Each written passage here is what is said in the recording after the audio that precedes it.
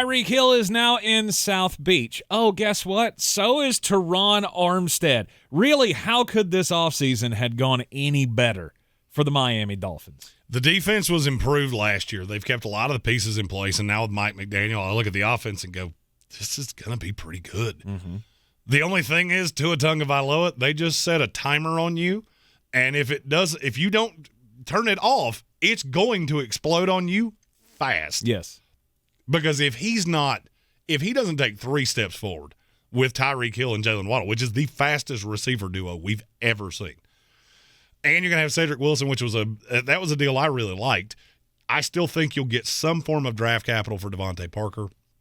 Brought back Mike Gesicki, added a couple running backs, one of whom you should probably protect yourself because he gets hurt every time he blows his nose too hard.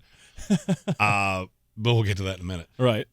Defense is good. I mean, this is a good team. This is clearly, to me, now the second best team in the AFC East, and they're closer to Buffalo than New England is to them. I would agree with that.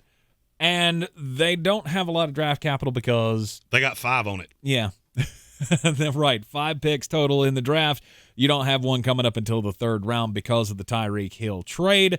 So, Miami Dolphins with number 102 overall, a compensatory pick in the 3rd round. They could get a center out of Boston College, Alec Lindstrom. If you want to know how you tie together, and this is coming from a Jets fan, I've already seen us implement this exact same offense. Let me give you a solid piece of advice because I watched it backfire on us all year last year. You better find a real smart center. I don't really give a damn how athletic he is. It helps if he's got some, which Alec Lindstrom does. You better find a guy that's really high-level IQ, football smart. That's exactly what Alec Lindstrom is. I think he'd be a day one starter. Day one, no doubt starter, and I think it would tie all of these things together. Yep. I have watched with San Francisco and the Jets, I have seen what both of them look like. Nickel and diming at center. Don't do that. Lindstrom falling in your lap here is a gift from the football gods. You take it. Is he ever going to be a Pro Bowler? No, but in this offense, he can be vitally important in a way that analytics will never tell you. And there's something to be said coming, from a football lineage. His dad was great at Boston College. His brother was good at Boston College and now plays for the Falcons. Right, went to the league as well. So Alec Lindstrom at the center spot at 102 overall. In the 4th round, they have the 121st overall pick. You got him taking another offensive lineman. This one a tackle out of North Dakota, Matt Waletzko. A lot of raw with this kid. This is a projection with Terron Armstead. Would you like to hear the number of years that he has ever played every game in a season? Would you like to hear it again? You're one bad bend of the knee from Liam Eichenberg being back on the left side. That's not what you want. This kid's raw, went to North Dakota, not North Dakota State, the other one, the one that's not real good. But he is a physical freak. Never allowed a sack in his last 2 years of college. Not one. That's pretty impressive. Only allowed 12 hurries in 2 years. Very, very good at long arms. I mean, he's a stereotypical build. Now, he does fall into that. As time goes on, I'm starting to like the gigantic, tall linemen less and less because they get into leverage problems and speed rushers just eat them alive. He does fall into that, but I've never seen him against a high level of competition. So I don't know how much of an issue that will be. This is a little bit of this is probably the Terron Armstead replacement 3 years from now. So this is a long play. But it's also a guy that can be serviceable right now. And you're counting a lot. And before I say this, I love what you've done. Miami Dolphins are one of the winners of free agency. Yes. However, on your left side, you are counting on a guy who is hurt every single year and the most penalized offensive line in the league. I'm going to need some options, and Waletzko gives you that. In the 5th round at 158, Pierre Strong Jr., running back out of South Dakota State. Hey, speaking of people that are hurt every year, Raheem Mostert is hurt every single year. Yep. I love him too, but you need Chase Edmonds, I think, has proven in this league he cannot be trusted to be a bell cow. If he was, he would have been at some point in Arizona because he had the opportunity multiple times. It never came to fruition. So to me, you're going to need a third running back because that was the worst room running back wise I have ever seen. But what about Myles Gaskin? He fits in this offense like I fit in a sundress. It's not good. You're going to need somebody that can actually do this. I think Pierre Strong can. Showed really well at the combine, very fast, one-cut, decisive runner. I think that's exactly what he needs to be. Doesn't offer much in the way of receiving out of the backfield, but I'm not overly worried about that. Mm-hmm. In this offense, I need you to be a decisive, quick twitch player, which is exactly what Pierre Strong is. In the 7th round, the Dolphins have 2 picks, one at 225 overall. Tyson Anderson, cornerback out of Toledo. You know how there are some kitty cats that like to get on the furniture and you have to squirt them in the face with a squirt bottle? I've been there. Okay. Tyson Anderson is that cat because he is hyper aggressive. And sometimes it gets him in trouble. Now, sometimes it will put him on SportsCenter because I have seen moments of him being just an absolute head-hunting safety. Conversely, I've seen a double move just absolutely eviscerate him. I think he's an immediate contributor on special teams.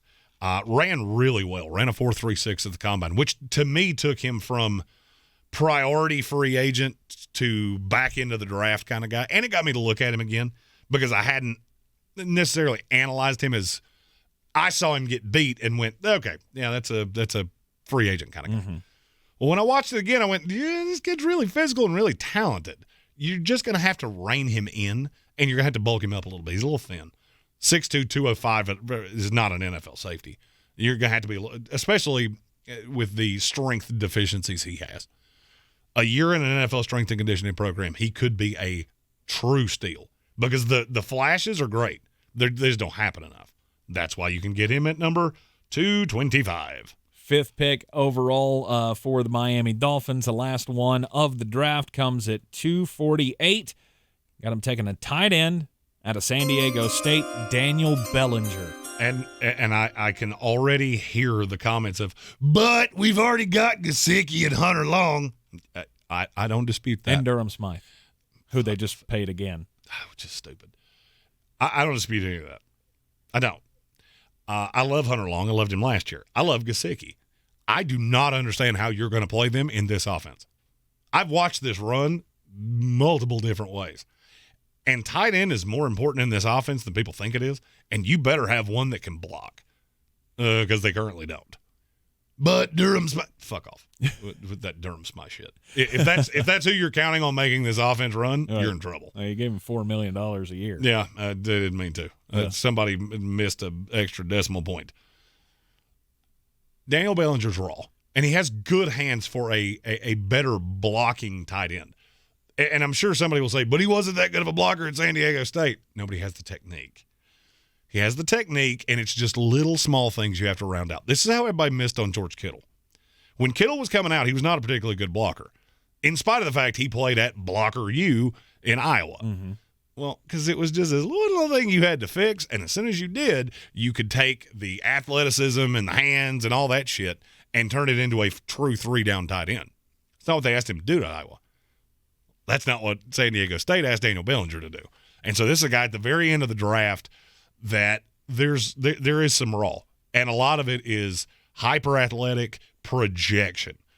You're going to have somebody that can run that wham block, and I got news for you. Mike Gesicki and Hunter Long, neither one good blockers. Mike Gesicki couldn't block me, and that's fine. He's an amazing receiver, and I think they're going to play him some out of the slot. I thought that the entire time.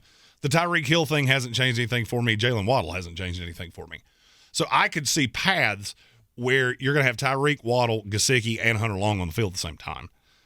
To me, that's a hat on a hat.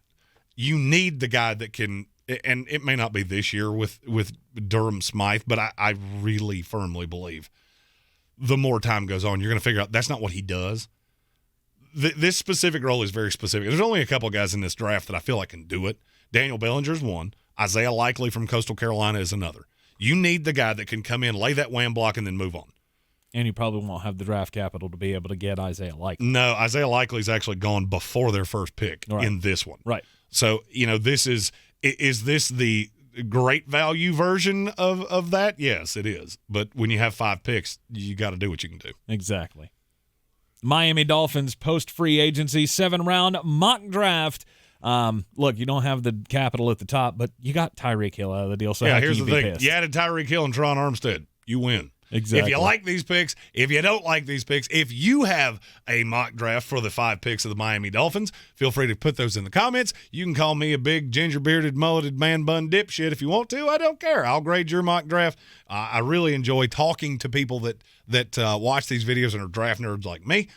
And we will have 2 more mock drafts between now and the April 28th, 2022 NFL Draft. The next one, which will come out next week, will be the A-plus perfect scenario for each team. Miami's was really difficult, but it's pretty good. Those take nothing in account of who could go where. It's just 15 the 15 guys directly on each side of your pick. Best player, best value, no reaches, none of that shit. And then the final one that will have trades and all the other good things the week before the April 28th. 2022 NFL Draft live from Las Vegas. The Sportsocracy also always comes to you from the Ingles studio. Ingles Supermarkets, low prices, love the savings. Don't forget to hit the subscribe button so you get all of our team-by-team content throughout the season and join us live every weekday afternoon here in the Ingles studio at 3 o'clock. I'm Tank Spencer. He's Jeremy Greene, and we will see you next time.